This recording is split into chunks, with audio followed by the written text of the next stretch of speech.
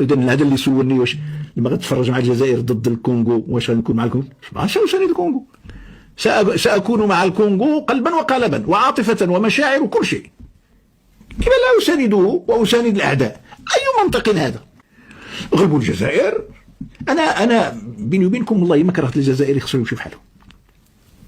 ما كرهتش. تقول لي علاش؟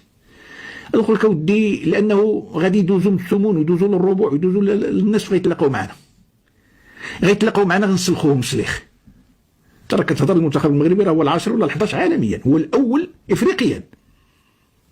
عالم كتهضر على المنتخب المغربي، كتهضر على المنتخب الذي ضم من النجوم ما لا يفتر شعاعهم ويعني اشعاعهم في العالم.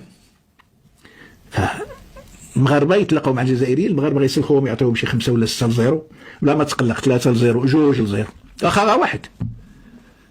وبعدين غيديروا الفوضى. اللهم يغلبوهم شي طوبو دابا ولا شي حاجه يمشي بحالهم والمطار كيتسناو والله يخرجها معاهم بخير.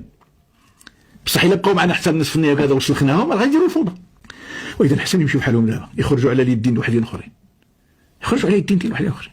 لذلك انا ان شاء الله حريص ان شاء الله على متابعه هذه المقابله بين الجزائر والكونغو الديمقراطيه بشغف شديد. والساعه كدوز عليا بعام، خصني غير فوقاش تجي ديك المقابله خصني نتفرج. الا تغلبت الجزائر غنفرح لاعتبارات متعدده، غنفرح لانهم اعداء. متابع المنتخب المغربي، متابع كنفلت حتى مباراه. الان في هذا القناه كنتبع حتى مقابلات كنتبع الفريق الجزائري، شوف في الملعب نتبع له الفريق ديالو.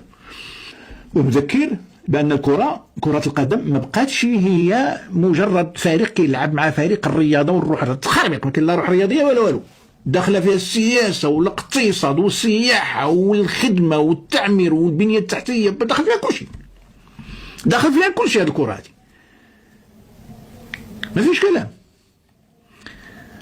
فاذا كون هادو عمهم تبون غادي يوقفوا في صف ويشجعوا ويساندوا المنتخب ديالهم، لا اعتراض.